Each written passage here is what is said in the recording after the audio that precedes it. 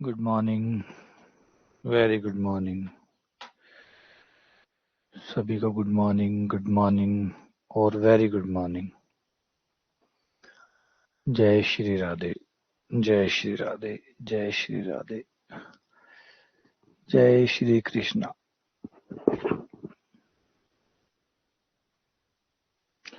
राधे राधे।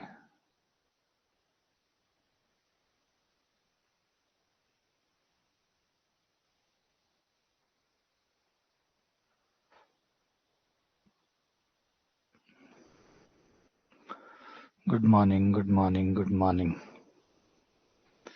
तो शुरू करते हैं वेक्टर कैलकुलस। कल रात को हमने वेक्टर कैलकुलस के कुछ क्वेश्चन किए थे, जो हमने शुरुआती तौर में जो वेक्टर कैलकुलस को जो पढ़ा कि वेक्टर का अवकलन कैसे करते हैं, अवकलन, लिमिट और कंटिन्यूटी से जुड़े हुए सवाल हमने किए। अब थोड़ा सा आगे बढ़ रहे थे हम लोग। कल जो लास्ट क्लास, सुबह जो क्लास हुई थी, उसमें हमने थ्योरी पढ़ रहे थे और थ्योरी में हम पहुंच गए थे आंशिक अवकलन तक कि अगर कोई फलन एक से ज्यादा चरों का हो, एक चरों का हो वो तो हम पढ़ ही रहे है ना।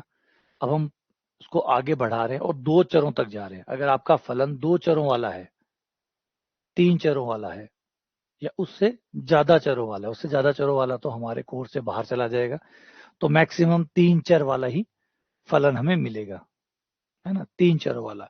एक चर वाले में तो कोई झंझट ही नहीं था। जब एक ही चर है तो अवकलन जो होगा वो पूर्ण अवकलन होगा, पूर्ण अवकलन होगा, क्योंकि चर एक ही है। और आपको याद है, इस पे सवाल भी आया था कल कि ये हमेशा अदिश चर होता है। तो जो आप इनपुट रखते हैं वो हमेशा अदिश होता है, आउटपुट जो आता है वो सदिश होता है। सदिश फलन में इनपुट हमेशा अदिश होता है और जो आउटपुट आता है वो सदिश होता है। अब आप ये सोच सकते हैं कि क्या होगा अगर इनपुट भी सदिश हो, आउटपुट भी सदिश हो। तो बिल्कुल आपने रिसर्च का नया एरिया खोल दिया। सोचिए, ऑब्वियसली बात है, कुछ कारगर तो बनेगा ही बनेगा। इनपुट भी सदिश हो और आउटपुट भी सदिश हो, रखें वो भी सदिश हो, जो आए वो भी सदिश हो, तो ये रिसर्च की एक ब्रांच बन जाएगी। तो फिलहाल तक जो बनी हुई है उन्हीं पे बात कर रहे हैं। तो टी आपका एक अदिश है, आपने रखा और आपको बदले में क्या मिलेगा? सदिश मिलेगा। यही सदिश फलन का काम होता है। तो अब जो चर आप रख रहे हैं वो एक है या एक से अधिक है, एक है या बहुत है। तो गणित में बहुत का मतलब होता है एक से ज्यादा, एक से ज्यादा को बहुत कहते हैं। तो एक चर है या बहुत सारे चर है। तो एक चर है तब तो सीधा सिंपल अवकलन होता ही है ना। तब तो वही अवकलन, एक ही अवकलन हो सकता है, क्योंकि एक चर है तो एक ही अवकलन होगा। तो वो जो अवकलन, एक अवकलन का मतलब एक के सापेक्ष अवकलन होगा। तो एक ही स्वतंत्र चर है तो एक ही स्वतंत्र चर के सापेक्ष आप अवकलन कर लेंगे, वही आंशिक हो जाएगा, वही पूर्ण हो जाएगा। वो आंशिक और पूर्ण में कोई अंतर नहीं रहता, क्योंकि जब आपके पास एक ही चर है, एक ही चर है, तो काहे का आंशिक और काहे का पूर्ण, तो वो एक मात्र अपने आप में वही है। तो यहाँ खत्म हो जाता है मामला। अब हम बात कर रहे हैं आगे। अगर हमारा चर एक से ज्यादा स्वतंत्र चरों से बना हुआ है, हमारा फलन, सदिश फलन एक से ज्यादा स्वतंत्र चर, मान लीजिए x है, y है, z है, इनसे बना हुआ है, तो फिर हमें आंशिक अवकलन को कॉल करना पड़ेगा, क्योंकि अब एक से ज्यादा चर हो गए हैं। और एक से ज्यादा स्वतंत्र चर होने का मतलब है आप किसी एक के साथ अवकलन करेंगे, दो को अचर मानेंगे, क्योंकि तीन चर है तो एक के साथ अवकलन दो अचर, फिर दूसरे के साथ अवकलन पहला और तीसरा अचर, फिर z के साथ कर रहे हो तो x और y अचर, तो एक चर बाकी दो अचर। इस तरीके से आप तीन प्रकार के अवकलन कर सकते हो, जिसको आंशिक अवकलन कहते हैं। और ये करना क्यों जरूरी है? क्योंकि चरों की संख्या एक से ज्यादा है। अब एक से ज्यादा है तो आपको आंशिक अवकलन ही करना होगा। ठीक है, चलो आगे बढ़ते हैं। आगे आ जाते हैं, एक संकारक ऐड करते हैं जिसको बोलेंगे सदिश अवकल संकारक, डेल।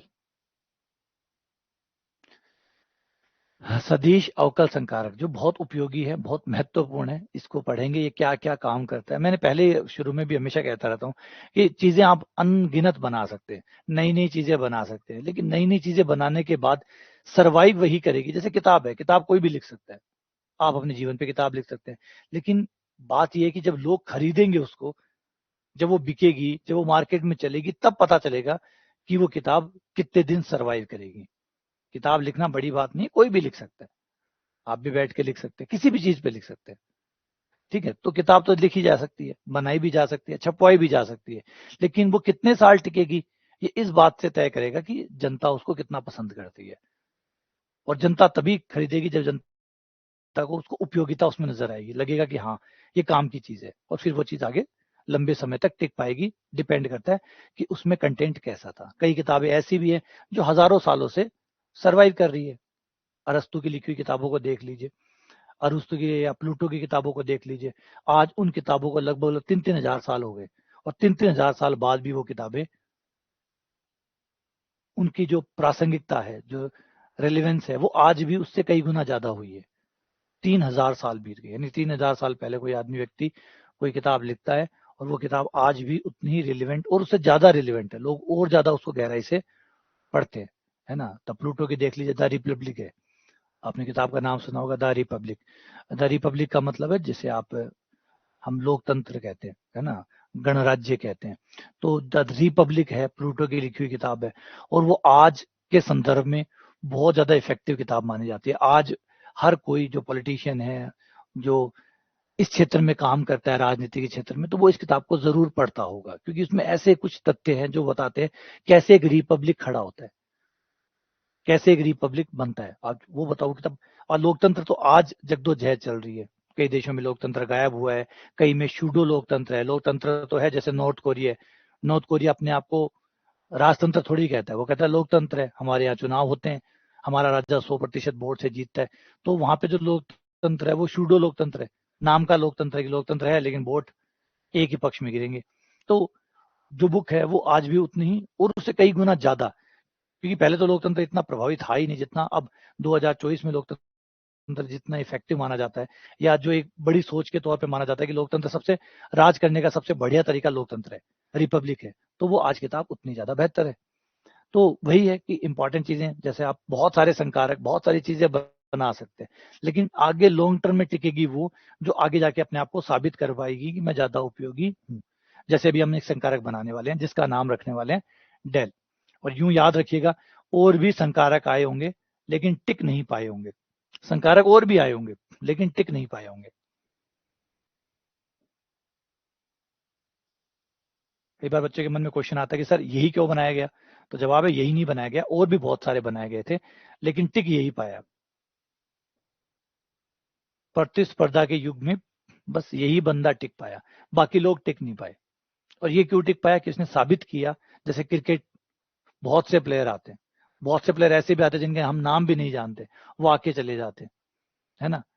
लेकिन बचा कौन, सर्वाइव कौन किया, जो इस कंपटीशन को झेल पाया और बढ़िया परफॉर्म कर पाया, है ना। तो प्लेयर तो बहुत सारे आते हैं, ऐसा नहीं कि विराट कोहली आया, रोहित शर्मा आया, या यही प्लेयर आए। ये प्लेयर तो वो है जो सर्वाइव कर पाए और अपनी छाप छोड़ पाए। बाकी प्लेयर आए भी हैं, गए भी हैं, आए, कई तो ऐसे हैं जो इंटरनेशनल में आए बिना ही रिटायर हो गए, नाम भी नहीं पता चला।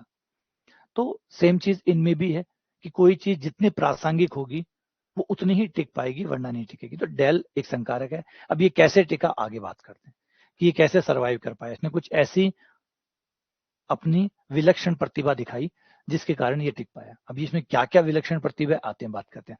बहुत सिंपल संकारक बनाया गया कि भैया आप जो भी आपका फलन होगा, आप उसका एक्स के साथ आंशिक अवकलन करके उसको आई घटक बनाएंगे, मतलब एक्स दिशा में। ये एक्स दिशा में परिवर्तन, वैसे देखें तो एक्स दिशा में परिवर्तन, वाई दिशा में परिवर्तन और जेड दिशा में परिवर्तन को हमने इस तरीके से संकारक में डाला है, जिसको डेल कहा गया। ये डेल संकारक है, ये एक वेक्टर है, ये एक वेक्टर है। अब ये कैसे कैसे काम करता है, क्या क्या कर सकता है, ये बहुत कुछ कर सकता है, ठीक है। और मैंने पहले कहा कि टिकेगा तभी जब कुछ कमाल करेगा। तो इससे पहले थोड़ी सी 2-3 बातें और पढ़ लेते हैं। अदिश फलन और सदिश फलन, जो कि पहले भी पढ़ चुके हैं, दोबारा पढ़ लेते हैं। अदिश बिंदु फलन, फलन ऐसा बिंदु फलन, बिंदु फलन का मतलब बिंदु आप रखेंगे और आपको जो वैल्यू मिलेगी वो अदिश होगी। बिंदु तो वो है जो आप रखने वाले हैं। यहाँ थोड़ा नाम को अच्छा सुधार करके सुंदर नाम रखने की कोशिश की गई है, बिंदु।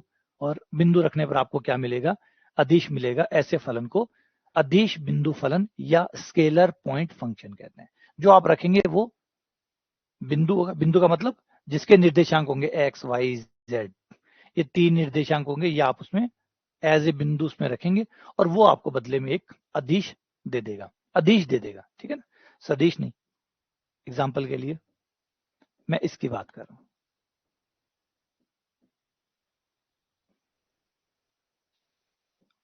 F X comma Y comma Z. अब ये फलन है, इसमें आप क्या रखेंगे, आप एक्स वाई जेड रखेंगे। अब आप एक्स वाई जेड मतलब एक पॉइंट रखेंगे, पॉइंट रखेंगे तो उसके कोऑर्डिनेट्स होंगे, X coordinate, Y coordinate, Z coordinate, वो आप उसमें रख देंगे, जैसे 112 या 113 या 143 जो भी उसके कोऑर्डिनेट है वो आप उसमें पुट कर देंगे। जब आप उसमें कोऑर्डिनेट पुट करेंगे तो आपका जो फंक्शन है वो अपने तरीके से काम करेगा, जो भी उसका काम करने का तरीका है। मान लो उसका काम करने का तरीका है x y z प्लस 1, वो तीनों की गुणा करेगा, एक जोड़ेगा और आपको एज उत्तर लौटा देगा। तो आप इसे दे क्या रहे हैं, बिंदु। ये आपको क्या दे रहा है, एक अदिश आपको वापस लौटाएगा। एग्जाम्पल के तौर पे आपने इसमें रखा 112, आपने इसमें एक बिंदु रखा, ध्यान दीजिए, पहले कहानी, हर चीज में कहानी है, उसके अर्थ को समझे बिना अगर आप छोड़ के चले जाएंगे तो वो खालिस्तान बना रह जाएगा और वो फिर परेशान करता है। तो हम क्या कर रहे हैं, अदिश बिंदु फलन, एक बिंदु ये रख दिया। अब ये बिंदु कहीं तो होगा, कहीं तो होगा, ऑब्वियसली बात है, कहीं तो ये पॉइंट है और एक्स वाई जेड तल पे ही होगा, एक्स वाई जेड तल पे होगा। पहुंचना है तो मूल बिंदु पे खड़े हो जाइए, मूल बिंदु पे खड़े होके पहले एक्स डायरेक्शन में 1 चलिए, एक्स डायरेक्शन में 1 चलिए, जितना भी है, 1 मीटर है, 1 किलोमीटर है, 1 सेंटीमीटर है, जो भी है 1 चलिए। 1 चलने के बाद में 90 डिग्री मुड़ जाना, फिर दोबारा 1 चलना लंबवत दिशा में, ठीक है। ये हो गया आपका एक्स दिशा में 1, फिर वाई दिशा में 1, मतलब इधर की तरफ 1, फिर वहां पहुंच के ऊपर की तरफ 2। तो ये हो गया 1 1 एंड 2 और आप उस पॉइंट पर पहुंच जाएंगे। तो हम उस पॉइंट को यहाँ पर रख रहे हैं। अब उस पॉइंट को रखने से कुछ तो मिलेगा, क्या मिलेगा वो फंक्शन बताएगा। फंक्शन बता रहा है कि 1 इंटू 1 इंटू 2 प्लस 1, यानी ये हमें 3 देगा। तो बदले में हमें क्या मिला, 3। तो हमें ये क्या देगा, 3। तो हमने एक पॉइंट दिया और इसने पॉइंट के बदले हमें एक अदिश संख्या लौटा दी। तो यही नाम है अदिश बिंदु फलन। ऐसा फलन जिसमें हमने एक बिंदु रखा और उसने हमने बदले में हमें एक अदिश संख्या, मतलब संख्या लौटा दी, तो इसको अदिश बिंदु फलन कहते हैं। अब इसी चीज को थोड़ा सा और आगे ले चलते हैं, इंटरेस्ट बढ़ाते हैं कि अगर मैं इस बार बिंदु दूं लेकिन इस बार मुझे बदले में सदिश मिले, बिंदु रखूं और बदले में मुझे सदिश मिले, तो फिर ये बन जाता है सदिश बिंदु फलन। सदिश बिंदु फलन रखूंगा, फिर से वही बिंदु रखूंगा, लेकिन जो मिलेगा वो सदिश होगा। तो सदिश बिंदु फलन, सेम चीज करने वाला हूं लेकिन इस बार मुझे सदिश मिलेगा।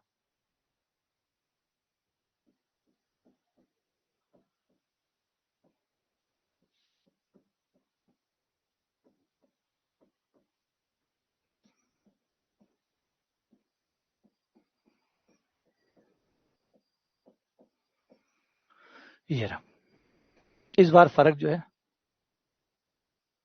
अब मैं जो रखूंगा, अच्छा ब्लर हो रही है,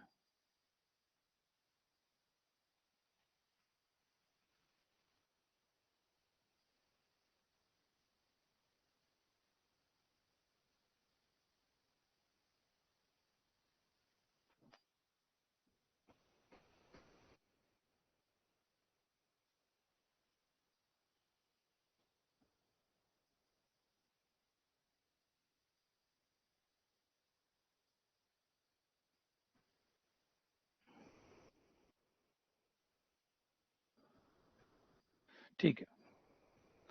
इस बार सेम चीज है, लेकिन इस बार जब हम रखेंगे फिर से पॉइंट रखेंगे, वही पॉइंट मान लो 112, 112 रखते ही हमें मिला आई एक्स स्क्वायर वाई, ये भी जे प्लस एक्स जेड स्क्वायर 4 के। तो इस बार जो आपको मिला है वो सदिश है। अब देखो, तो इस बार आपको जो मिला है वो सदिश है। तो दोनों में क्या अंतर है, एक ही चीज है, फलन तो एक ही है। अदिश फलन आपको अदिश लौटाता है, सदिश फलन आपको सदिश लौटाता है। यानी आप जो रखते हैं वो बिंदु होता है,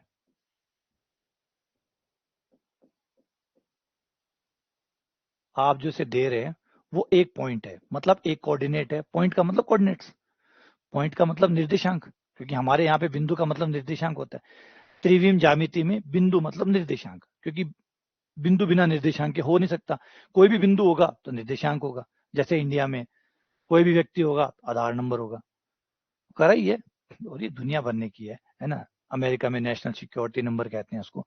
लेकिन बात यह है कि कोशिश यही की जाती है ना कि हर चीज को एक नंबर पे रखा जा सके, है ना, हर किसी को एक नंबर पे डाला जा सके। तो वही है, हर बिंदु को एक कोऑर्डिनेट पे डाला गया है। तो बिंदु है मतलब एक कोऑर्डिनेट है x, y, z। अब इस बिंदु को आपने फंक्शन में डाला। अब आपका फंक्शन आपको क्या देता है यही से तय होगा, क्या वो एक अदिश संख्या लौटाता है या सदिश लौटाता है। जो आपको वो दे रहा है वो अगर एक अदिश है या फिर वो एक सदिश लौटा रहा है, इसी से जो रखा वो तो बिंदु है ही, जो रखा है वो तो बिंदु है ही। मिलने वाला क्या है, अदिश मिला है, तो आप उसको अदिश फलन बोलेंगे, अदिश बिंदु फलन, अदिश बिंदु फलन। और अगर सदिश मिला है तो इसको बोलेंगे सदिश बिंदु फलन। रखा था बिंदु, मिला सदिश, तो सदिश बिंदु फलन। और दोनों को डिफरेंशिएट करने के लिए हम इनके अलग अलग प्रतीक चिन्ह भी बनाएंगे।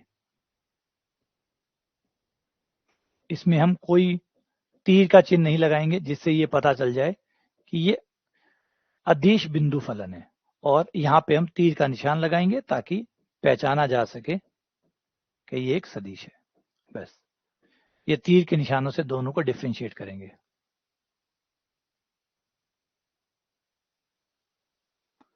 ठीक है,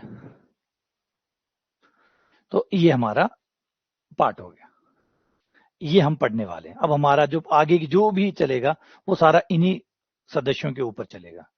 ठीक है, और डेल को इनमें मिक्स करेंगे। अब इनमें ये अदिश फलन सदिश फलन ये है प्लस डेल है, दोनों को एक मर्ज करते हैं और देखते हैं कि ये लोग क्या क्या कर सकते हैं। तो क्या क्या कर सकते हैं, उसमें तीन चीजों का जिक्र होगा, तीन चीजों का हम जिक्र करेंगे। जो डेल है, डेल जो है वो तीन चीजें कर सकता है। अगर आप उसको सदिश फलन देते हैं, डेल को, ये डेल है जो कि एक संकारक है, अवकलन ये है जो है अवकलन कर सकता है, ये अवकलन करता है लेकिन इंतजार कर रहा है कि कौन अवकलन करवाने आएगा, है ना। जैसे दुकानदार है वो इंतजार करता है ग्राहक का, दोनों एक दूसरे के बिना अधूरे है। दुकानदार ग्राहक के बिना अधूरा है और ग्राहक दुकानदार के बिना। अगर मान लीजिए खाली ग्राहक हो, दुकानदार ही ना हो, तो ग्राहक क्या करेगा। और दुकानदार है ग्राहक नहीं है, तो दुकानदार क्या करेगा। यानी दुकानदार को ग्राहक पूरा करता है, ग्राहक को दुकानदार पूरा करता है, दोनों एक दूसरे के साथ मिलने के बाद पूरे होते हैं। तो सेम वही है, ये अवकलन करने वाला है, अवकलन करना चाहता है, लेकिन अवकलन करवाने वाला तो आए, जो आए तो सही इसके पास, जो अवकलन करवाना चाहता है, ये अवकलन करने को तैयार है, अवकलन करवाने वाला भी। तो दो फलन हो गए, एक होता है जो अवकलन करता है, अवकल संकारक, एक होता है जो अवकलज होता है, जो करवाता है कि भी मेरा अवकलन कर दो। जैसे एक्स स्क्वायर का आप अवकलन कर रहे हैं, ठीक है, एक्स के साथ कर रहे हैं, तो यहाँ पे ये संकारक है। संकारक होता है जो संक्रिया करता है, लेकिन संक्रिया करने के लिए तो कुछ आए जिसपे संक्रिया की जा सके, तो वो उसके लिए लेके आते हैं। और वो दो प्रकार से आ सकता है अभी हमारे, एक तो हो सकता है अदिश बिंदु फलन हो सकता है इसके पास,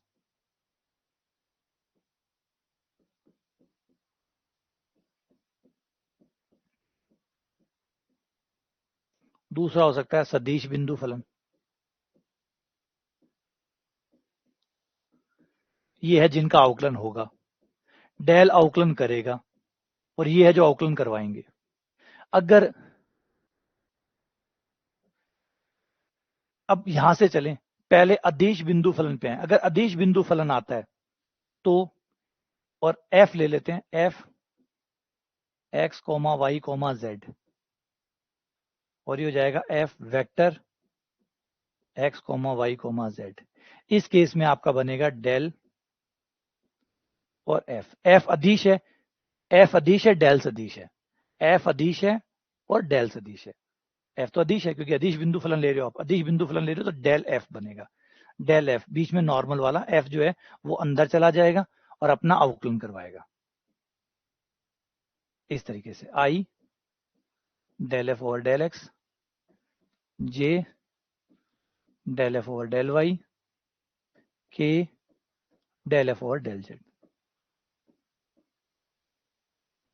इसका हम एक नया नाम रखेंगे जिसको बोलेंगे ग्रेडियंट एफ, शॉर्ट फॉर्म में ग्रेड एफ, GARD, और फिर उसका नाम, उस फंक्शन का नाम, इसे ग्रेड एफ बोलेंगे, या डेल एफ बोल सकते हो या ग्रेड एफ बोल सकते हो। तो ये हो गया अदिश का। अब सदिश आएगा तो, सदिश आएगा तो दो चीजें हो सकती है। अब आप सदिश को लेके आ रहे हैं, सदिश को लेके आने से दो चीजें होंगी, क्योंकि एफ भी सदिश हो गया, डेल भी सदिश हो गया, अब दोनों सदिश हो गए। अब दोनों सदिश हो गए तो फिर कैसे होंगे, दोनों के दोनों सदिश होंगे, डेल भी सदिश है, एफ भी सदिश है, दोनों सदिश है, तो दोनों सदिशों को आप एक साथ कैसे लाएंगे? ये क्या होगा? इसके लिए दो पार्ट होंगे। एक तो बनाएंगे ग्रेडियंट, जिसमें हम इन दोनों के बीच में डॉट गुणा लाएंगे, डॉट, डेल डॉट एफ। एक जिसे हम डाइवर्जेंस एफ बोलेंगे, DIV-F। एक होगा जिसे हम कर्ल बोलेंगे, डेल क्रॉस एफ। एफ अगर सदिश हुआ तो या तो वो डॉट के साथ आएगा या वो क्रॉस के आएगा। इसको डाइवर्जेंस या कर्ल के नाम से जानेंगे, डाइवर्जेंस और कर्ल। डाइवर्जेंस और कर्ल, इनके ऊपर बाद में फिर डिटेल से पढ़ेंगे आगे, फिलहाल तो सिर्फ इतने पढ़ लेते हैं, आगे आएंगे इनके सारी जिक्र आएगा। पहले हम एक एक को एक्सप्लोर करेंगे, ग्रेडियंट को एक्सप्लोर करेंगे पहले, क्योंकि ग्रेडियंट में भी बहुत कुछ है, फिर डाइवर्जेंस को और फिर कर्ल को, और फिर इन सबको पढ़ने के बाद आगे इसकी थ्योरम्स पढ़ेंगे, कैसे ये थ्योरम में काम आ सकते हैं। तो फिलहाल तीन चीजें होंगी। आपका जो अदिश फलन है वो सिर्फ एक ही चीज बनाएगा, जिसको कहते हैं ग्रेडियंट। लेकिन एफ अगर सदिश बिंदु फलन हुआ तो फिर वो दो चीजें बनाएगा, डाइवर्जेंस भी बनाएगा और कर्ल भी बनाएगा।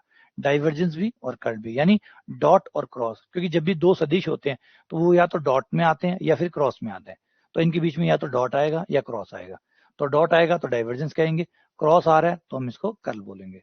और एफ अदिश है, अदिश है तो एक सदिश है और एक अदिश है तो नॉर्मल गुणा होती है। एक अदिश हो और एक सदिश हो, दो को अगर आई से गुणा करें तो दो आई बनता है, नॉर्मल गुणा होती है, तो नॉर्मल गुणा हो गया तो डेल एफ आ गया। इसलिए इसमें कुछ भी खास नहीं है, डेल एफ, ये ग्रेडियंट एफ हो गया। इसको ग्रेडियंट एफ, इसको डाइवर्जेंस एफ, इसको कर्ल एफ बोलेंगे। ठीक है, हिंदी में इसको अपसरण, इसको प्रवणता और इसको कुंतल। हिंदी में इसको प्रवणता, एफ की प्रवणता,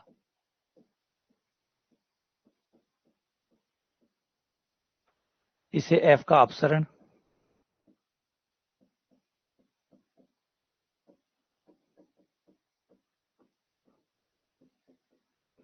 इसे एफ का कुंतल। एफ का अपसरण, एफ का कुंतल। तो ये तीन हिंदी के नाम हो गए। अब आ जाओ एक एक चीज के ऊपर गहराई से बात करते हैं। पहले आते हैं ग्रेडियंट के ऊपर। अदिश बिंदु फलन, यानी अदिश फलन लेना है बिंदु वाला। ये हो गया F X comma Y comma Z. प्रवणता यानी ग्रेडियंट,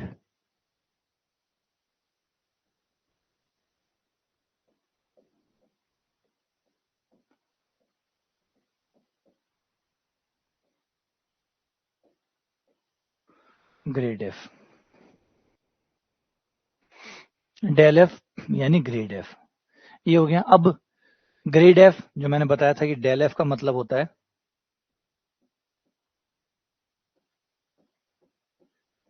पहले डेल का मतलब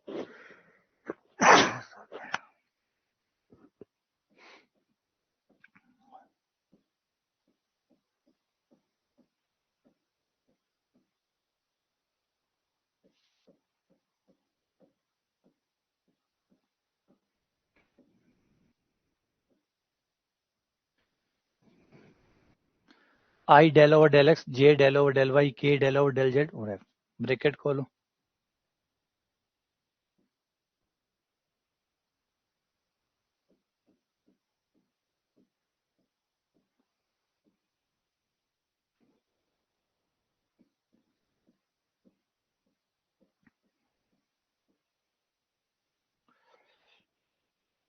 i del F over del x plus j del F over del y plus k del F over del z. ये आपका इस तरीके से हो गया। एग्जाम्पल करके देखते हैं, एक फंक्शन लेते हैं और उसका डेल एफ निकालते हैं।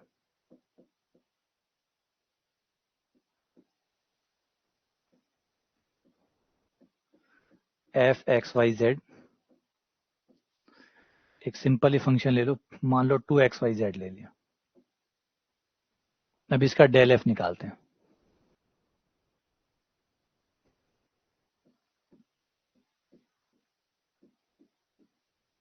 डेल एफ निकालेंगे तो i del F over del x, j del F over del y k del f और डेल जेड। एफ का एक्स के सापेक्ष अवकलन, ये रहा एफ, इसका अगर मैं एक्स के साथ आंशिक अवकलन करता हूं, डेल एफ बट्टा डेल एक्स, तो मेरा आ जाएगा 2yz। 2yz बाहर आ गया, एक्स का 1 हो गया, और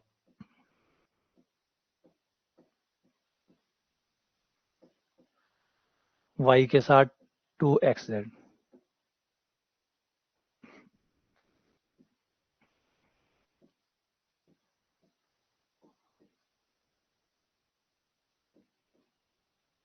to X Y,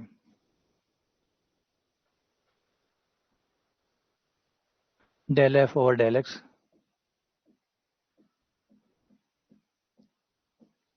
del F over del Y,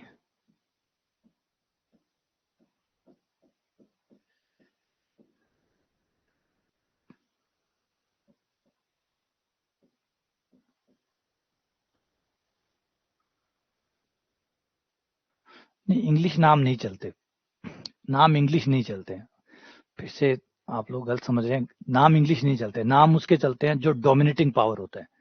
जो डोमिनेटिंग पावर होता है आप पे, जो डोमिनेट कर रहा होता है, उसका असर आप पे आता है।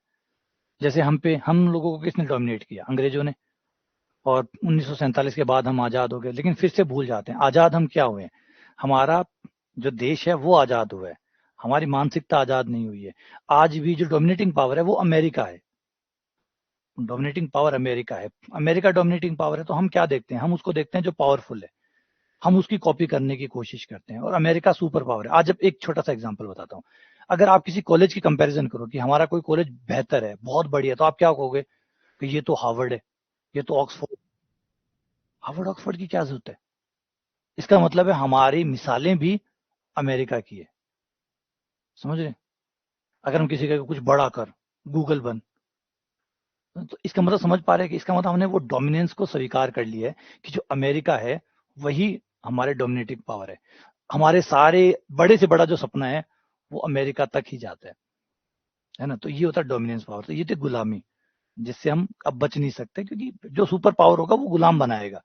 वो ये नहीं कि हमें उस तरीके से गुलाम बनाया जाए कि अंग्रेज हम पे राज कर रहे हैं, नहीं, दिमागी रूप से हम उनके गुलाम रहेंगे, जिसका भी डोमिनेंस होगा, जिसका भी डोमिनेंस होगा। आज सुपर पावर है तो सुपर पावर यूं ही थोड़ी सुपर पावर है, वो यूं ही थोड़ी कि उसके पास बहुत सारा पैसा है या नहीं, वो पूरे वर्ल्ड को डोमिनेट भी कर रहा है। उसके डिसीजन सही गलत उसकी माननी पड़ती है। आज अमेरिका की माननी पड़ती है, वो इराक पे अटैक कर देता है, वो अफगानिस्तान पे अटैक कर देता है, कोई कुछ नहीं कर पाता, कारण कि वो डोमिनेंस पावर है। कल चाइना डोमिनेंस पावर बन जाएगा, हम लोग चाइनीज पढ़ना शुरू कर देंगे। तो जो भी डोमिनेंस पावर पे आएगा वो चीजों को बदलेगा अपने हिसाब से, और होता ही है। आज मान लीजिए सरकार बीजेपी की आ गई है, तो बीजेपी अपने हिसाब से देश को चलाएगी। अब हम कहें हम तो गुलाम नहीं है, गुलाम नहीं है, वो चीजें बदल देंगी। वो उस तरीके से ही पढ़ाएंगी हमें, उस तरीके से ही बनाएंगी जिस तरीके से वो हैं, जाते हैं। अमेरिका सुपर पावर है तो अमेरिका उस हिसाब से दुनिया को चलाता है। अब आज सिंबल्स को देख लीजिए, छोटे छोटे, हम क्यों यूज कर रहे हैं ये? क्योंकि वो डोमिनेंस पावर है और वही तय कर रही है। अच्छा, डोमिनेंस उसने हर तरीके से अडेप्ट की है। मैथ्स में उसके लोग अच्छे काम कर रहे हैं, तो उन्हीं के काम को फिर हमारे पास आ रहा है, तो वो सारा का सारा वैसा का वैसा ही हमारे पास रह ही जाता है। हमारे सोचने का तरीका उनके जैसा है। अगर हम धोती पहन लेते हैं तो हमें गंवार लगते हैं, लेकिन धोती, ये चोला पजामा पहन लो आप, या धोती पहन लो, धोती या चोला पहन लो, एक आप सूट पहन के देखो, आपको फील होता है कि आप पढ़े लिखे शिक्षित कुछ और हो गए सूट पहनते ही। मतलब एक, अगर आप धोती और पजामा पहन के आते हैं, धोती या चोला वोला जो पहन लेते हैं, नॉर्मल पोशाक है वो पहन लेते हैं, तो हमें महसूस होता है कि हम गंवार हो गए। जबकि सूट पहन ले वही अनपढ़ आदमी, वही अगर सूट पहन लेता है तो उसको शिक्षित वाली फील आने लग जाती है। तो समझ रहे कि हमारे दिमाग पे कहाँ असर हो गया। एक काला आदमी हमें कम पढ़ा लिखा नजर आता है, जबकि एक गोरा आदमी ज्यादा शिक्षित नजर आता है। तो ये है हमारी डोमिनेंस का असर। वो तो हर चीज में दिखती है, वो ये नहीं है कि गणित में दिखेगी, आपको हर जगह दिखेगी। सुपर पावर का यही असर होता है। जो भी सुपर पावर में, अगर हम सुपर पावर बन गए आने वाले टाइम में, और 40-50 साल हम सुपर पावर रह गए, तो दुनिया को हम क्या क्या गेड़ा दे देंगे? लोग का गेड़ा पढ़ना शुरू कर देंगे। तो जो भी सुपर पावर बनेगा वो दुनिया को अपने हिसाब से रन करवाएगा, ये तय है। राज करने की जरूरत नहीं है, उसके लिए राज करने की जरूरत नहीं है कि आप राज ही करोगे, आप अपनी सरकार ही बनाओगे और अपनी सेना वहां भेजोगे तो ही राज किया जा सकता है। नहीं, आप इनडायरेक्टली भी राज कर सकते हैं। इनडायरेक्टली आप राज कर रहे हैं, डायरेक्टली जरूरत नहीं है ना। जैसे यूपी की सरकार में क्या कहा जाता था कि चलाती तो सोनिया गांधी है, प्रधानमंत्री मनमोहन है, तो वो इनडायरेक्टली चल रहा था ना। इनडायरेक्टली तो चलता है, तो इनडायरेक्टली भी दुनिया चलाई जाती है। तो आज अमेरिका है, वो इनडायरेक्टली दुनिया को रन करवाता है। सिर्फ चाइना एक ऐसा देश है जो अमेरिका की सुपर पावर से अलग निकल गया, और वो इसलिए निकल गया कि उसने तय कर लिया कि हमारे पास कुछ हो ना हो, जो भी होगा वो हमारा होगा, जो भी होगा वो हमारा होगा। सिर्फ चाइना एक इससे बच के निकल पाया, क्योंकि उसने डिसाइड किया कम खा लेंगे लेकिन खाऊंगा आपको, कम खा लेंगा लेकिन खाऊंगा आपको। अगर तकनीक विकसित नहीं हुई तो नहीं हुई सही, हमारी खुद की विकसित कर।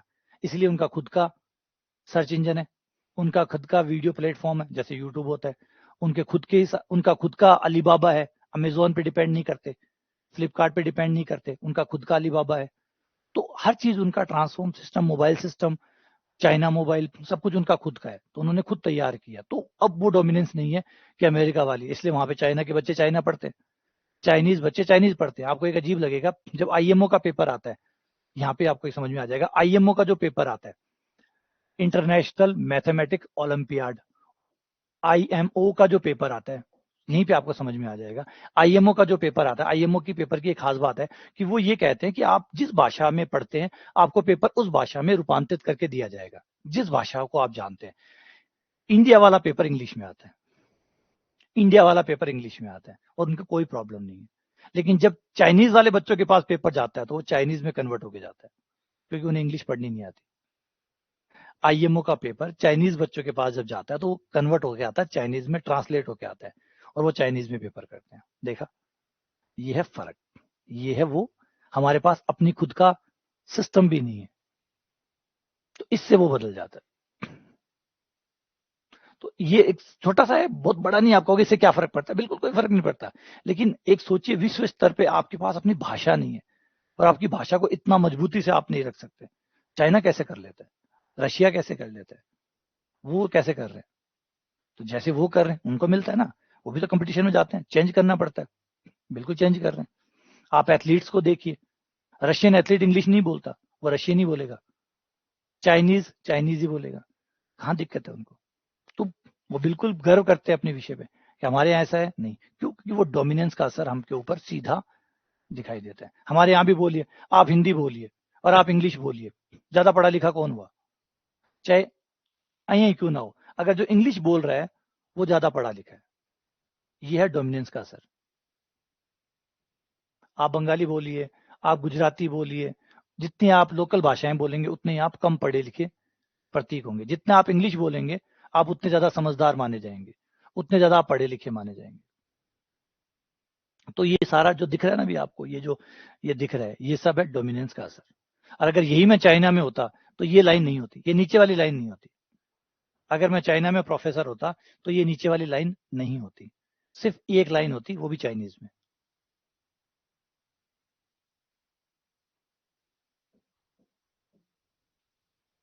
तो ये हो गया आई जे डे, ये डेलएफ हो गया।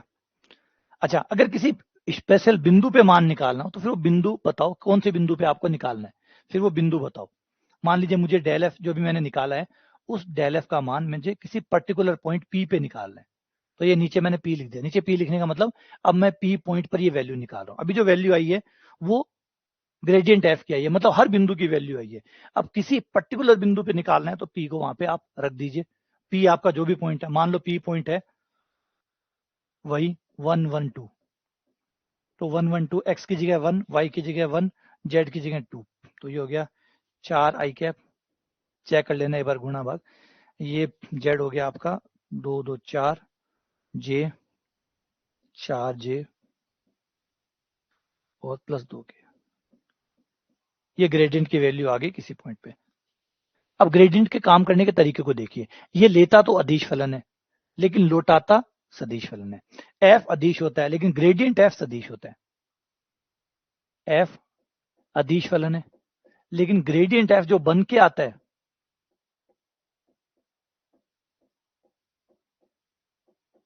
ये अदिश बिंदु फलन है। लेकिन जो आपको ग्रेडियंट एफ मिलता है वो एक सदिश फलन होता है।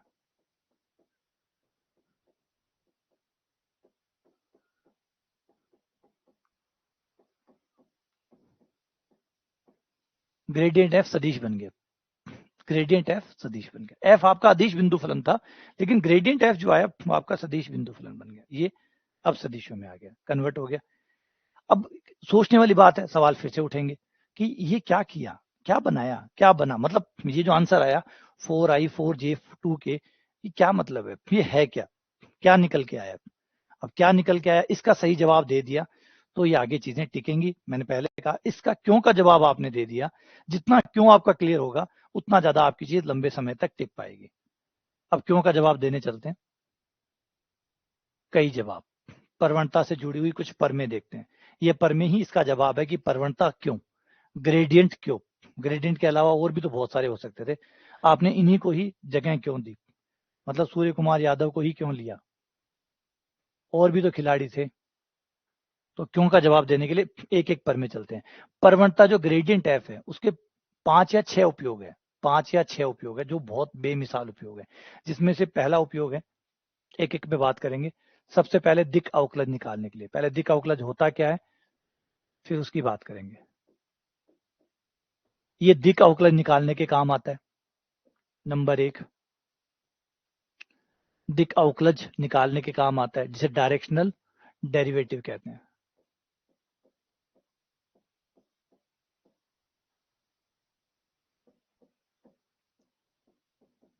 क्या है डायरेक्शनल डेरिवेटिव, पहले इसकी बात करेंगे फिर उसको समझेंगे कैसे ग्रेडियंट एफ इसमें मदद करता है हमारा। ये दिक् अवकलन निकालने के काम आता है, ये महत्तम परिवर्तन की दर निकालने के काम आता है।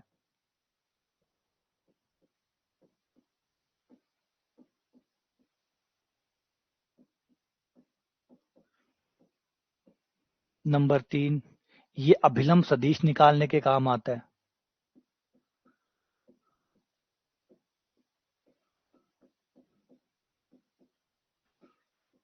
नंबर 4 ये स्पर्श तल का, किसी वक्र के स्पर्श तल का समीकरण निकालने के काम आता है।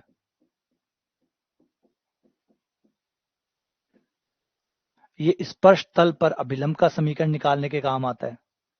दोनों में फर्क है, 3 में तो अभिलंब सदिश है, यहाँ पे अभिलंब का समीकरण है। एक होता है सदिश और एक होता है समीकरण।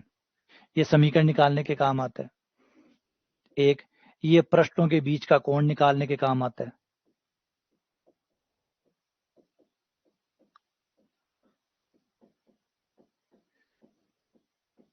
ये इसकी उपयोगिता है। ये तो सिर्फ ग्रेडियंट की उपयोगिता है, डाइवर्जेंस और कर्ल तो बाकी हैं, वो भी अभी कमाल दिखाएंगे। अभी तो सिर्फ ग्रेडियंट कमाल दिखा रहा है, और ये भी सिर्फ उतने ही उपयोग दिखा रहा हूं मैं आपको जितना शुरुआती उपयोग है। अब तो पता नहीं कितनी कितनी चीजें और ढूंढ ली गई होगी। फिलहाल तो ये 6 उपयोग है ना। कि दिक् अवकलज निकालने के काम आता है, महत्तम परिवर्तन की दर निकालने के काम आता है, नॉर्मल वेक्टर निकालने के काम आता है, टेंजेंट प्लेन की इक्वेशन निकालने के काम आता है, इक्वेशन ऑफ नॉर्मल निकालने के काम आता है, एंगल बिटवीन द सरफेसेस निकालने के काम आता है। तो ये 6 उपयोग इसके है, और एक एक उपयोग अपने आप में बहुत महत्वपूर्ण है, इस वजह से ये टिक पाया। ठीक है, अब एक एक परमे पे आ जाते हैं, एक एक परमे एक एक बात का जवाब देती चली जाएगी। पहले तो ग्रेडियंट से जुड़ी पहली परमे, भाई ये नॉर्मल अवकलन की भांति ही काम करता है, जैसे एक नॉर्मल अवकलन करता है। अगर एफ और जी दो फलन है, दोनों जुड़ रहे हैं या घट रहे हैं, और आपको ग्रेडियंट निकालना है, तो आप दोनों का अलग अलग ग्रेडियंट निकाल के जोड़ और घटा सकते हैं, जैसे अवकलन में करते हैं वैसा का वैसा। ठीक है।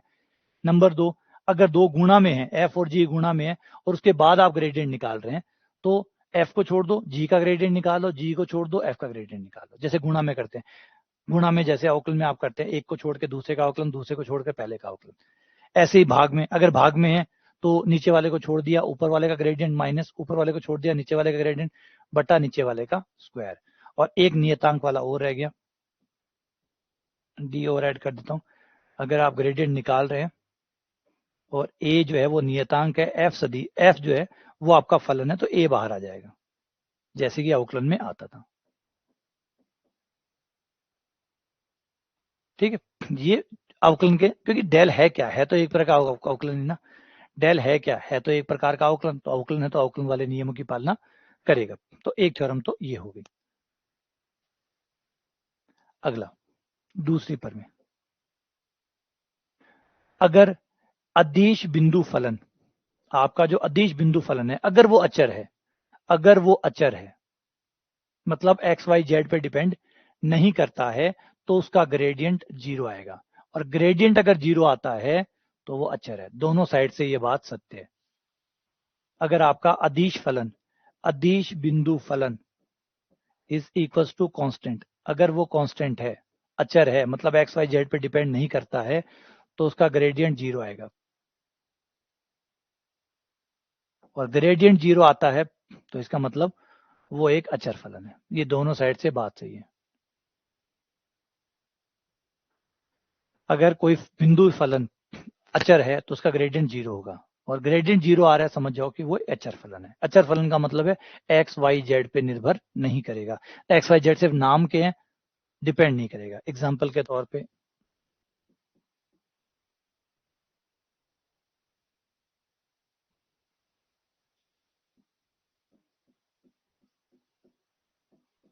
जैसे ये लो, अब यहाँ दिखने में तो एक्स वाई जेड है, दिखने में तो एक्स वाई जेड है, लेकिन एक्स वाई जेड का कोई रोल है नहीं। अब हम बोलेंगे फलन है एक्स वाई जेड का, लेकिन एक्स वाई जेड का कोई रोल है नहीं। जैसे लोग अपने घर के बाहर निकलवा देते हैं राम निवास, है ना, या राम कुटीर, या फिर राम विला, बस विला है लेकिन राम गायब है ना। तो वो सीधी सीधी बात है भाई, राम निवास में राम का तो निवास होना चाहिए, राम का निवास ही कोई नहीं। ठापड़े माए ने राम को अतो पत्तो ही कोनी कोई, राम की कोई भी छाप बैठे दिख रही कोनी, बस नाम चौको लाग्यो तो राम निवास, या फिर राम कुटीर, श्याम कुटीर, राम विला, बे थोड़ा सा ठीक लागे इस वजह से लिख लियो, लेकिन कट है बटे को नहीं। तो बस सेम वही बात है, कई बार फलन भी सही हुए, दिखना में तो एक्स वाई जेड दिख रहा है कि एक्स वाई जेड को फलन है, लेकिन जार मान जार देखियो तो एक्स वाई जेड है ही को नहीं, गायब ही है, कोई निर्भरता को नहीं, कोई लेन देन को नहीं एक्स वाई जेड से। तो ऐसे फलन आप अचर फलन बोला। और अचर फलन हो गयो तो वहां को ग्रेडियंट कतो जैसी 0 जैसी, और ग्रेडियंट 0 जाए तो समझ जाओ कि बी को भी एक्स वाई जेड से कोई लेने देनो को नहीं। ये परमी हो गई। ठीक है, आगे पे अब आ जाते हैं दिक दिशीय अवकलज।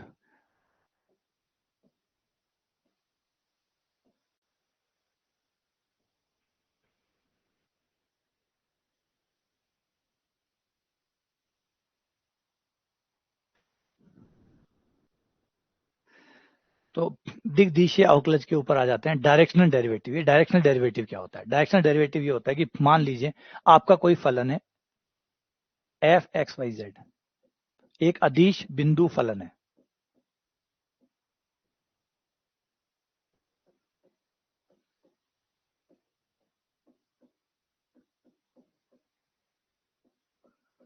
ये आपका एक अदिश बिंदु फलन है।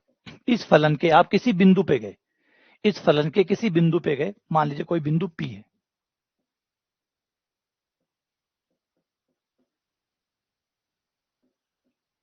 ना।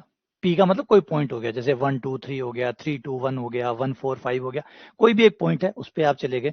उस पॉइंट पे जाने के बाद में आपकी इच्छा हुई कि आप ये जानना चाहते हैं कि उस पॉइंट में इस दिशा में अवकलन का मान कितना है, इस दिशा में अवकलन का मान कितना है। ये जो वक्र है, ये जो आपका फलन है, इस फलन का मैं अगर मान लो थोड़ा सा चित्र बनाता हूं, ये कुछ यूं हो गया, मान लीजिए ये इस तरीके से चित्र है इसका। तो आप इस चित्र के इस फलन के किसी पॉइंट पी पे चले गए, और पी पॉइंट पे जाके आपने इच्छा जताई कि मुझे अवकलन का मान चाहिए, लेकिन मुझे इस दिशा में अवकलन का मान चाहिए, इस दिशा में अवकलन का मान चाहिए, अवकलन चाहिए मुझे, लेकिन अवकलन खाली अवकलन नहीं, 5 15 नहीं, मुझे इस दिशा में अवकलन चाहिए, इस दिशा में अवकलन कितना है। तो इसको कहता है डायरेक्शनल डेरिवेटिव। देखो डेरिवेटिव तो मतलब अवकलन होता है, लेकिन डायरेक्शनल डेरिवेटिव का मतलब होता है दिशा में अवकलन, कि एक पर्टिकुलर दिशा में आप अवकलन की डिमांड कर रहे हैं कि मुझे उस दिशा में बताओ भाई, बी दिशा में कत्तो अवकलन।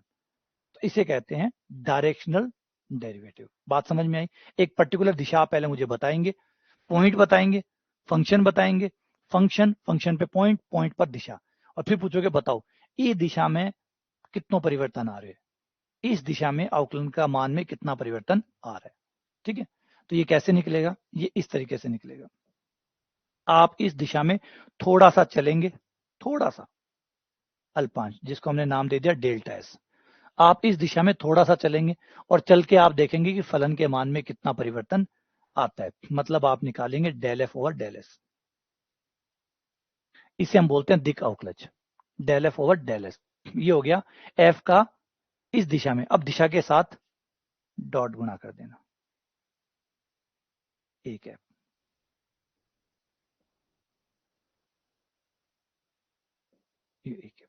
इस दिशा में अवकलन का मान del F over del S और एक एफ, ये आ गया इस दिशा में आपके अवकलन का मान। अब यहाँ पे सिर्फ सिंपल, ज्यादा कॉम्प्लिकेटेड ना करें, ज्यादा गहराई में जाने की बात ना करें, धीरे से समझे कि हम क्या कहना चाहते हैं। भाई अवकलन तो अवकलन होता है, अवकलन होता है परिवर्तन की दर। अब आप परिवर्तन की दर भी एक पर्टिकुलर दिशा में पता करना चाहते हैं, इस दिशा में मेरा परिवर्तन कितना आ रहा है, इस दिशा में परिवर्तन कितना आ रहा है। जैसे एक बिजनेस को देखिए, बड़े बिजनेस में क्या होता है, एक बैंक का बड़ा बिजनेस ले लीजिए, बैंक का जो बड़ा बिजनेस होता है उसमें बहुत सारी चीजें होती है, उसका प्रॉफिट केवल एक चीज से नहीं आता, उनका प्रॉफिट बहुत सारी चीजों से आता है। मतलब वो एफडी करते हैं, वो आरडी करते हैं, वो लोन देते हैं, वो चार्जेस लगाते हैं, ट्रांसफर चार्जेस लगाते हैं, खाते खोलते हैं, ठीक है, मिनिमम बैलेंस का चार्जेस लेते हैं। इस तरीके से बैंक एक से पैसा नहीं कमाती। जैसे एक दुकानदार है, एक राशन का दुकानदार है, वो सिर्फ चावल से पैसे नहीं कमा रहा, वो गेहूं भी बेच रहा होगा, वो तेल भी बेच रहा होगा, वो साबुन भी बेच रहा होगा, वो और भी चीजें बेच रहा होगा, है ना। तो उसका जो भी प्रॉफिट बना है पूरे महीने का, वो प्रॉफिट सबसे मिलकर बना होगा। लेकिन आप ये जानना चाहते हैं कि तेल से कितना प्रॉफिट हुआ, चीनी से कितना प्रॉफिट हुआ, नमक से कितना प्रॉफिट हुआ, दाल से कितना प्रॉफिट हुआ। ये जो डिफरेंशिएशन है ये बहुत इंपॉर्टेंट है।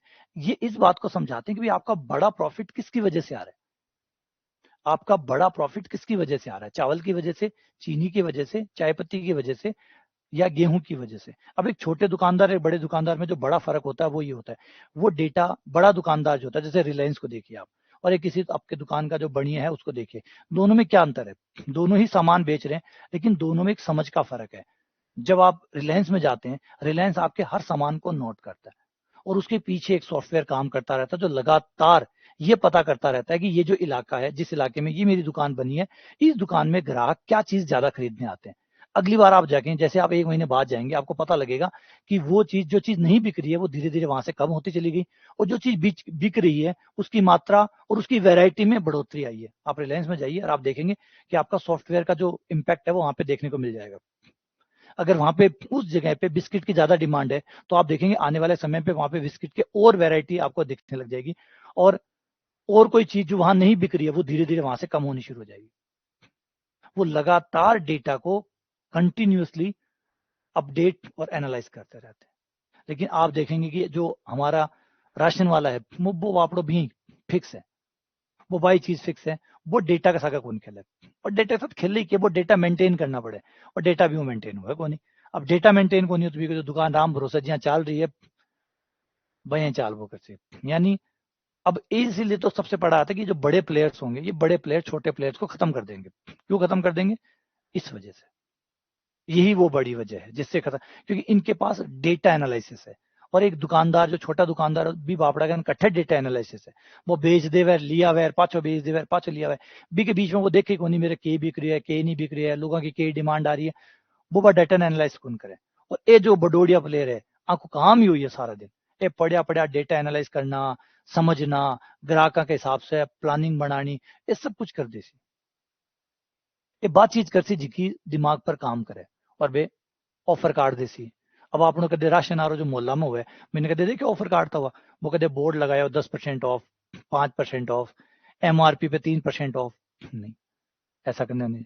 तो ये लोग इस तरीके से काम करते हैं, तो बड़ा फर्क है, इनके काम करने के तरीका ही अलग है, और उनका तरीका अलग है।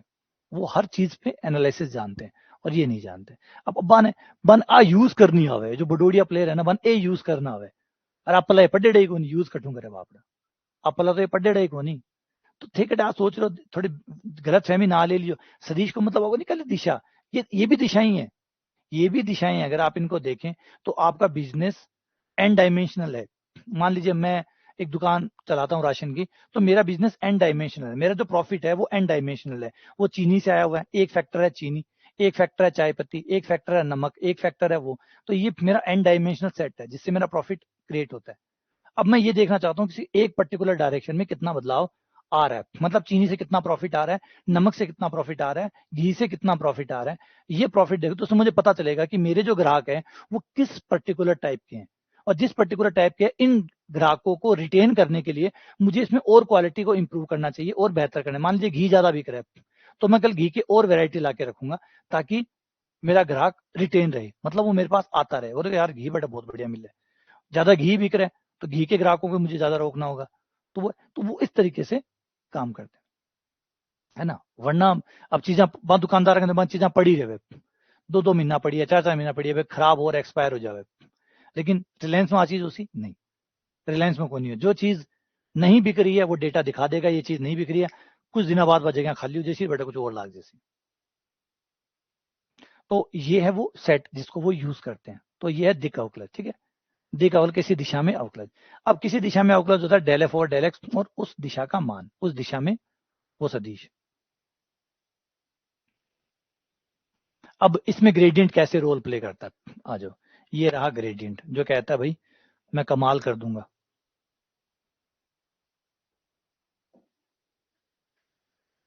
अगर आपको किसी दिशा में दिक अवकलन निकालना है, मतलब del F over del S निकालना है, तो आपको ग्रेडियंट निकाल लो और उस दिशा के साथ डॉट गुणा कर दो। उस फलन का ग्रेडियंट निकाल लो और उस दिशा के साथ, वो जो दिशा है जिस दिशा में आप अवकलन निकालना चाहते हैं उस दिशा के साथ डॉट गुणा कर दो, del F dot A cap कर दो। ऐसा करते ही आपको उस दिशा में अवकलन का मान पर्टिकुलर उस दिशा के लिए मिल जाएगा। Del F dot A cap. Del F क्या है, ग्रेडियंट एफ जो आप निकालते हैं। फिर उसको क्या करना है, ए कैप, वो जो सदिश जो बताया गया वो बताया हुआ होगा कि भाई इस दिशा में, जैसे यहां देखो लिखा पड़ा है कि ये रही दिशा, इस दिशा में निकालो। तो जिस दिशा में निकलवा रहा है उस दिशा का एकांक सदिश बनाओ और उसके साथ डॉट गुणा कर दो।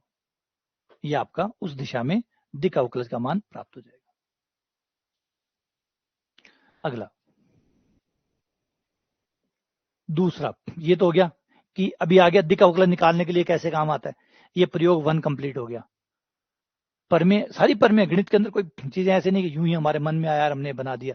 हर चीज जो भी कही जा रही है वो कहीं ना कहीं परमेय है, पीछे बोली जाए या ना बोली जाए है वो परमेय, है ना। उपयोग हुए, कैसे पता चला ये उपयोग है, क्या पता ये सही है गलत है, तो सही और गलत कौन बताता है, परमेय। तो बाकायदा परमेय रही होगी, तो पीछे हम बोले या ना बोले हर चीज के पीछे परमेय। तो ये पहला उपयोग हो गया कि आप ग्रेडियंट की सहायता से दिक अवकलज कैसे निकालेंगे। तो ग्रेडियंट की सहायता से ग्रेडियंट निकाल लो और उस दिशा के साथ आप एकांक सदिश के साथ डॉट गुणा कर दो, तो उस दिशा में दिक अवकलज ग्रेडियंट की सहायता से आ जाएगा। नंबर 2, अगर आपको किसी पृष्ठ, कोई पृष्ठ दिया हुआ है, ये कोई पृष्ठ है, पृष्ठ का मतलब कोई सतह है, जैसे टिब्बो हुआ है, जमीन हुआ है ना, कोई भी पृष्ठ ले लो कैसा भी, जैसे मेरा शरीर है ये भी एक पृष्ठ है। तो ये जो पृष्ठ है, इस पृष्ठ के किसी बिंदु पर आपको अभिलंब सदिश निकालना है। कोई 8 डॉटेड दो, कोई भी पृष्ठ ले लो।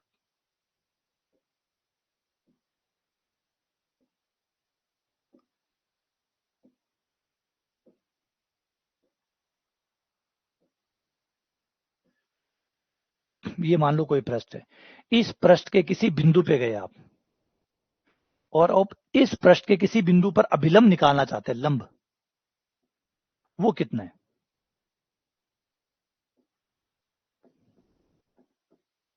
वैसे हर बिंदु का अलग अलग अभिलंब हो सकता है ना। जैसे भी मेरा हाथ देखे यहाँ पे, इस मुट्ठी को देखे, इस पे जाएं, हर बिंदु का अपना अभिलंब है। जैसे यहाँ का अभिलंब ये है, यहाँ का ये, यहाँ का ये है, इधर का ये है, इधर का ये है, इधर का ये है, इधर का ये है, इधर का ये है, इधर का ये है।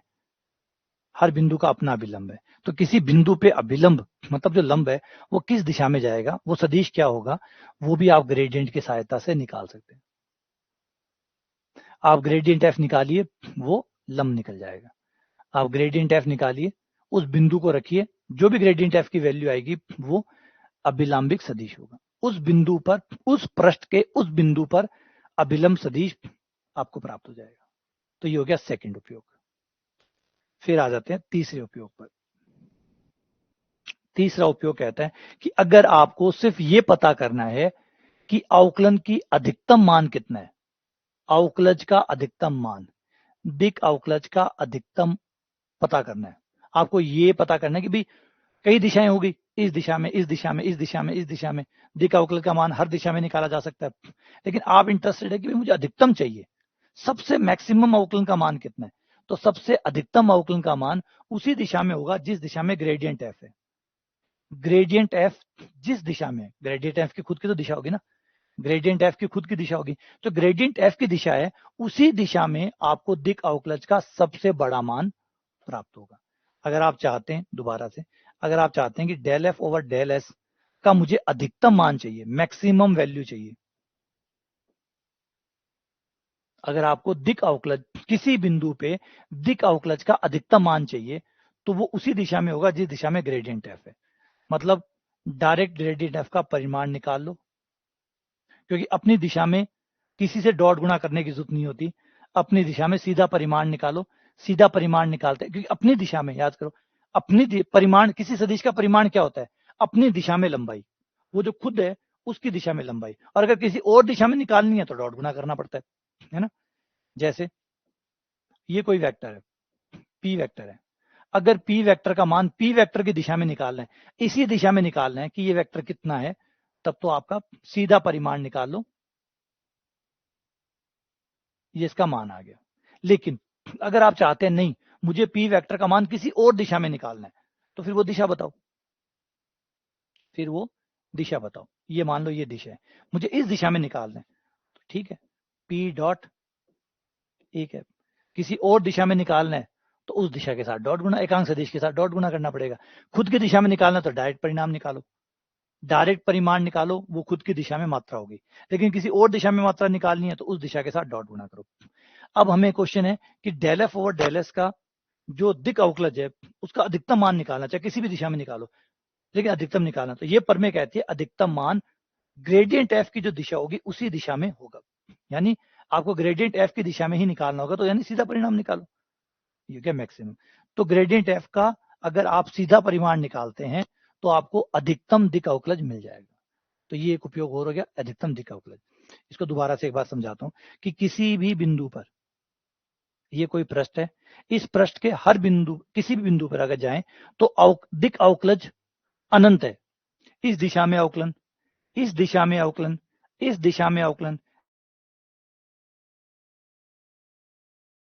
अवकलन, इस दिशा में अवकलन, इस दिशा में अवकलन, और इस दिशा में अवकलन, हर दिशा में अवकलन होंगे। लेकिन आप क्या चाहते हैं, आप चाहते हैं मुझे दिशा में नहीं फंसना, मुझे वो बता दो कि अधिकतम कितना होगा।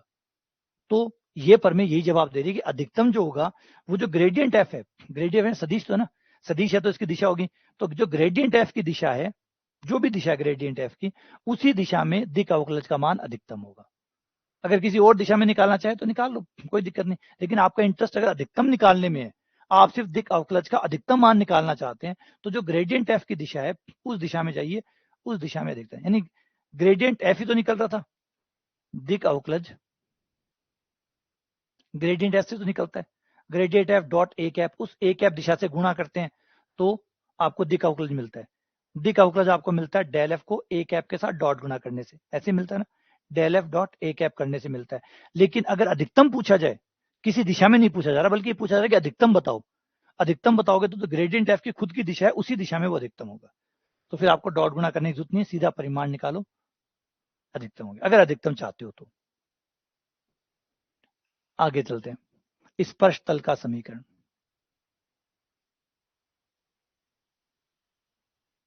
स्पर्श तल का समीकरण, ये हमारा हो गया चौथा उपयोग। स्पर्श तल का समीकरण, स्पर्श तल क्या होता है, मान लीजिए आपका कोई पृष्ठ है, इस पृष्ठ के किसी बिंदु P पर आप एक तल खींचना चाहते हैं, एक प्लेन खींचना चाहते हैं जो उसको टच करता हो।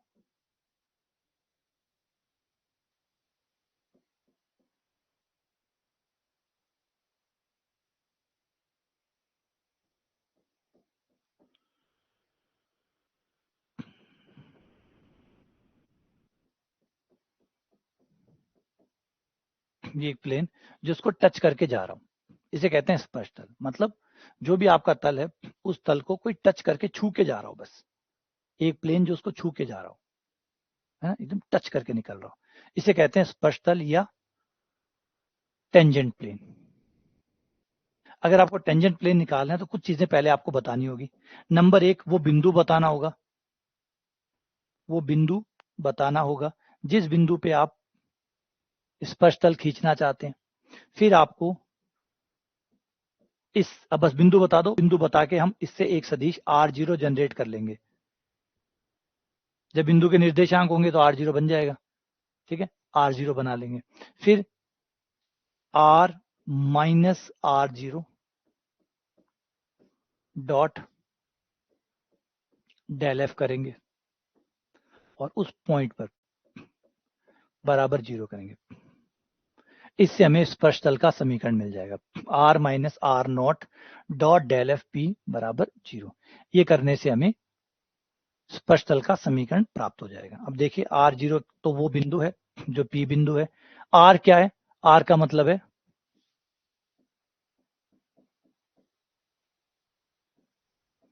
r बराबर है xi प्लस वाई जे प्लस जेड के, ये है आपका r। f दिया गया होगा, सवाल करेंगे भी, ये चीजें समझ में आ जाएगी, ठीक है ना। एक बार पहले इसको थ्योरी कंप्लीट कर लेते हैं, फिर थ्योरी कंप्लीट करके इसके ऊपर सवाल करेंगे, जिससे सारी बातें एक एक करके बाहर आ जाएंगी। तो ये r है एक्स आई प्लस वाई जे प्लस जेड के, और p r0 वो पॉइंट है जिस पॉइंट पे स्पर्श तल का समीकरण खींचा जा रहा है। मान लीजिए p जो है वो 112 है, 112 है, तो r0 हो गया i प्लस जे प्लस 2 के, है ना, वो पॉइंट हो गया। ये मान इस पर रखें, इससे आपको स्पर्श तल का समीकरण प्राप्त हो जाएगा। अब स्पर्श तल के बाद में एक और आता है जिसको कहते हैं अभिलंब का समीकरण। अभिलंब का समीकरण, देखिए अभिलंब सदिश और अभिलंब समीकरण दोनों में अंतर है, एक होता है सदिश और एक होता है समीकरण, रात दिन का अंतर है। एक होता है समीकरण, एक होता है सदिश। आई प्लस जे प्लस के सदिश है, ना कि समीकरण। समीकरण जब होगा तो एक्स वाई जेड में होगा, तो समीकरण और सदिश है, वो अभिलंब सदिश है, एक अभिलंब समीकरण है। तो ये अभिलंब समीकरण क्या होता है कि जो आपका स्पर्श तल होता है, स्पर्श तल के ऊपर खींचा गया लंब,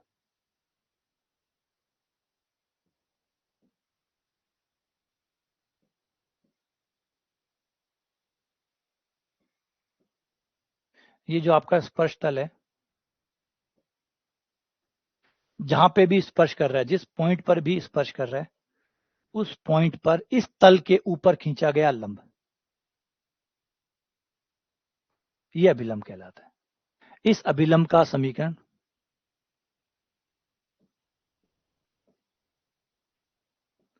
r माइनस r0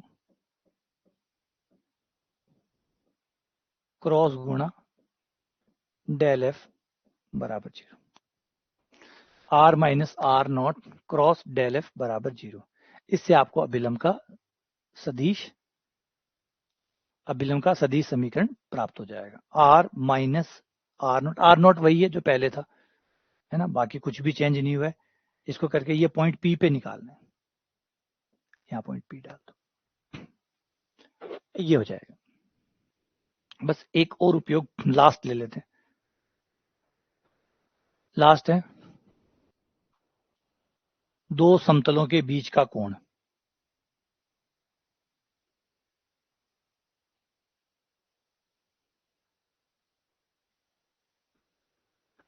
बीच का कोण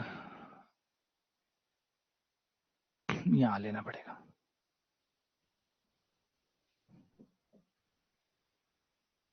दो पृष्ठों के बीच का कोण।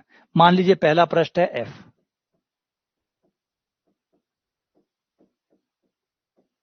ये एक पहला पृष्ठ है, एक दूसरा पृष्ठ है। पृष्ठ का मतलब हर चीज पृष्ठ है, हर चीज पृष्ठ है। पृष्ठ का मतलब समझते ही, सरफेस, हर चीज सरफेस है। अपना शरीर एक सरफेस है, दीवार एक सरफेस है, हर चीज सरफेस में कवर होती है ना, हर चीज सरफेस में कवर होती है। जब भी आप कुछ भी बनाएंगे, जैसे ये पेन है, ये इसका सरफेस हो गया, तो कोई चीज होगी उससे बाहर ही जिसे आप क्षेत्रफल कह रहे हैं, वो सरफेस होता है। तो दो सरफेस अगर काटे, मान लीजिए दो सरफेस है, ये मेरे दो हाथ ले जो सरफेस है, ये दोनों काट रहे हैं। अब जहां ये काट रहे हैं इनके बीच में कुछ कोण तो बनेगा, जहां पे भी दोनों काटेंगे कुछ कोण तो बनेगा। ये जो कोण बन रहा है इसका मान कितना है, एक सरफेस और दूसरा सरफेस जब काटे, अगर प्रतिच्छेद कर रहे हो, ये मान लीजिए पहला सरफेस है, ये मान लो दूसरा सरफेस है, ये दोनों सरफेस अगर एक दूसरे को कट करते हैं, तो जहां ये कट करते हैं ये वाला कोण जो है ये कितना होगा, दोनों सरफेस के बीच का कोण। जब दो सरफेस, दो पृष्ठ एक दूसरे को काट रहे हो, तो वो जहां पे भी कट करते हैं उसमें किसी पॉइंट P पर अगर आपको कोण निकालना हो तो कैसे निकलेगा, तो ये कोण बराबर होगा cos theta plus minus delta f P point पर dot delta g P point पर बटा दोनों की डॉट गुणा बटा दोनों का परिमाण। ये वही cos थीटा वाला सूत्र हो गया, a डॉट बी बटा a का परिमाण b का परिमाण। कोण निकालने के लिए सदिश का यही फॉर्मूला हम काम में लेते हैं, a डॉट बी बटा a का परिमाण b का परिमाण, a डॉट बी बटा a का परिमाण b का परिमाण। तो यहाँ पे a और b का काम कौन कर रहा है, डेल एफ और डेल जी। तो डेल एफ पी पॉइंट पर, पी पॉइंट इसलिए इंडिकेट कर रहा हूँ कि पी पॉइंट पे सब कुछ चल रहा है, क्योंकि अगर बिंदु बदल जाएगा तो कोण भी बदल जाएगा, तो अलग अलग बिंदु पे हो सकता है अलग अलग कोण हो, इसलिए पी पॉइंट अलग अलग बिंदुओं पे अलग अलग मान दे देगा। तो डेल एफ पी पॉइंट पर dot del F P point पर डेल जी पी पॉइंट पर बटा डेल एफ का परिमाण और डेल जी का परिमाण और बराबर cos थीटा, ये आपको बीच का कोण दे देगा। अब एक बार वापस से थोड़ा सा बात कर लेते हैं एक एक चीजों के ऊपर जो हमने पढ़ा है, फिर एक एक सवाल लेंगे इस पे। तो सबसे पहला है दिक् अवकलज। दिक् अवकलज क्या होता है, किसी दिशा में अवकलन का मान, जिसको आप del F over del S द्वारा निरूपित करते हैं। और प्रमेय कहती है कि ये चीज आप ऐसे भी निकाल सकते हैं, del F dot A cap. Number एक, ये सबसे पहला उपयोग हो गया। दूसरा था महत्तम परिवर्तन की दर। अगर आपको अधिकतम परिवर्तन की दर चाहिए, मैक्सिमम दर चाहिए, जैसे अवकलन में परिवर्तन कि सबसे ज्यादा कितना हुआ, तो वो निकालना है, तो आपको ग्रेडियंट एफ का डायरेक्ट परिमाण निकालिए, वो महत्तम परिवर्तन की दर होगी। सबसे ज्यादा परिवर्तन की दर अगर आपको सिर्फ परिवर्तन की दर में अधिकतम में इंटरेस्ट है, आपका ये इंटरेस्ट नहीं है कि कौन सी दिशा में कितना है, कौन सी दिशा में कितना है। आप जितने भी चीजें थी उनमें ये जानना चाहते हैं कि कौन से में सबसे ज्यादा परिवर्तन आया है, तो आप महत्तम परिवर्तन की दर जानना चाहते हैं, तो वो ग्रेडियंट एफ का मोड से आ जाएगा, परिमाण से आ जाएगा। अब अभिलंब सदिश निकालना है आपको, तो आप ग्रेडियंट निकालो, डेल एफ निकालो और उसमें वो पॉइंट पी रख दो। इससे जो सदिश बनेगा वो उस बिंदु पर अभिलंब सदिश होगा।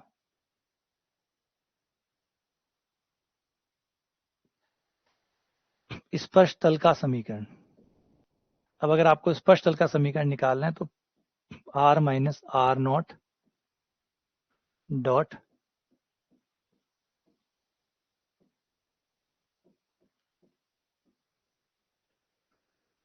r minus R nought dot del F P बराबर 0। और फिर अभिलंब का समीकरण निकालना। दोनों में अंतर है, अच्छे से पढ़ लेना पहले, ये भी अभिलंब है, ये भी अभिलंब है, लेकिन दोनों में क्या फर्क है, इसमें अभिलंब सदिश पूछा गया है और इसमें अभिलंब का समीकरण पूछा गया। ठीक है,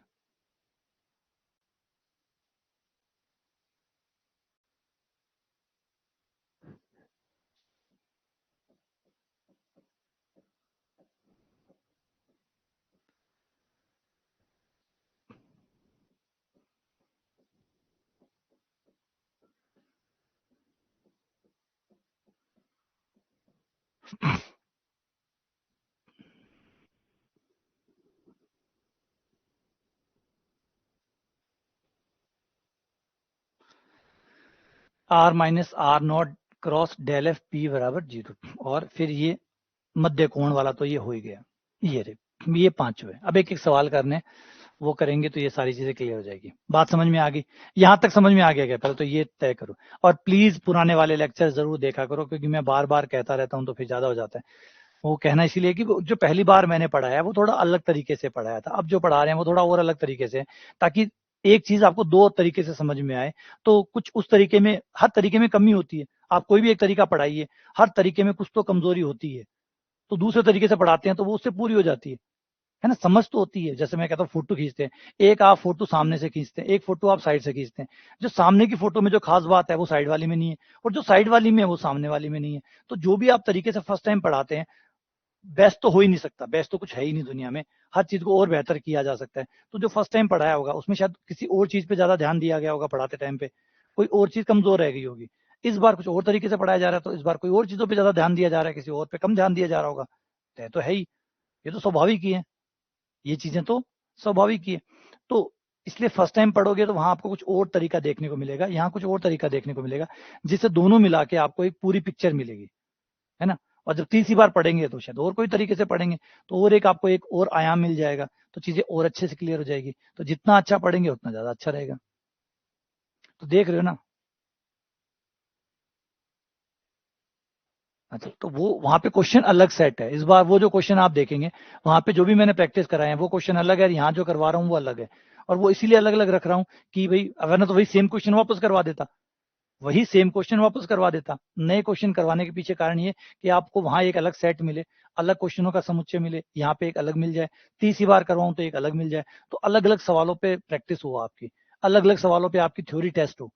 पिछली बार वाली थ्योरी पिछले वाले सवालों पे टेस्ट हुई थी, इस बार वाली थ्योरी इस बार वाले सवालों पे टेस्ट होगी, अगली बार की थ्योरी अगले वाले सवालों पे टेस्ट होगी। तो जिससे आपको एक कंप्लीट पिक्चर मिल जाएगी, एक कंप्लीट समझ जो है ना वो मिल जाएगी। हाँ, ये तो तय है कि भाई जितनी बार आप पढ़ते हैं उतने ज्यादा आप और बेहतर होते हैं, ये तो तय है। लेकिन 3 बार 3 अलग अलग सेट से आप निकलोगे, ये बड़ी बात है।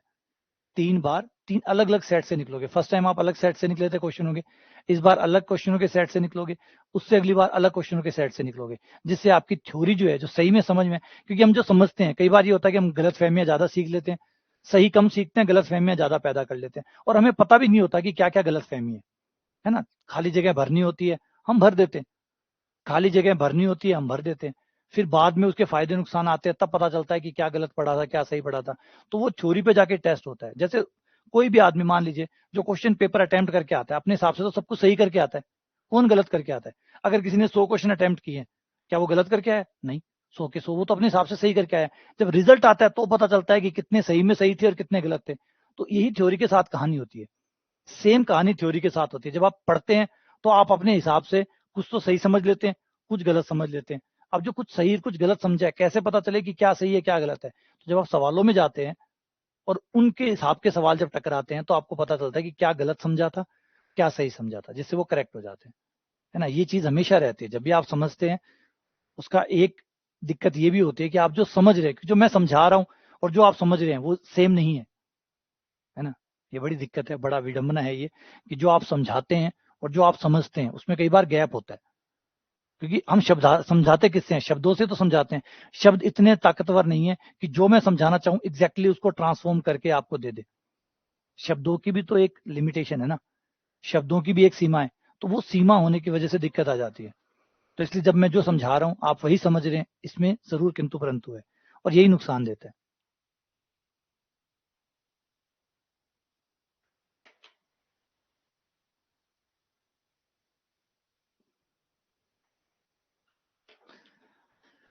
नहीं, वो वीडियो के अंदर जैसे अभी यहाँ पे क्वेश्चन करवाए हुए हैं तो उसकी पीडीएफ इसी के साथ आएगी यार। बार बार पीडीएफ पीडीएफ नहीं खेलना चाहता मैं। वो एक पीडीएफ है, कोई कह रहा है सर इसकी भी पीडीएफ दे दो और उसकी भी पीडीएफ दे दो और थ्योरी की। अरे यार इतना क्यों मतलब कई बार मुझे कई बार ये लगता है, मेरा जो मानना है वो ये मानना चाहता है, कई बार आदमी सिर्फ डिले करना चाहता है, पढ़ने को डिले करना चाहता है। वो डिमांड कर रहा है, इसका मतलब वो वाला है कि नाच ना जाने आंगन टेढ़ा। तो कहीं ना कहीं वो वाली सोच मुझे समझ में आती है कि यार कई बार हम अपने आप को बेवकूफ बनाना शुरू कर देते हैं। ज्यादा डिमांड कर रहे हैं इसका मतलब हम पढ़ना नहीं चाहते। हम कोशिश कर रहे हैं कि हमारा पढ़ने का काम ज्यादा डिले हो जाए। ओ पेन आसी हरा रंग को जदी पढ़छू, नीला रंग को पेन आसी जदी पढ़छू, आ पीडीएफ आसी जदी पढ़छू, या बा पीडीएफ आसी जदी पढ़छू। इको मतलब है ओ भाई पढ़नू कौन चाहे, वो खाली डिरेल करना चाहे काम ने। तो फिर बिन भी करन बिन कोई फायदो को नहीं, कत्ती दे दो भी इन पढ़ के निहाल तो करनी ही कोनी। और जिन्हें पढ़नू है वो जठा सा उसी बटा से चालू कर देसी, कम ज्यादा ही तो सी चालू तो कर देसी। ठीक है, चलो मिलते हैं अगले लेक्चर में, फिर बात करेंगे इसको। अगले एक लेक्चर लेके वो प्रैक्टिस सारे सवाल एक एक सवालों के साथ इसको जोड़ दूंगा, ठीक है ना।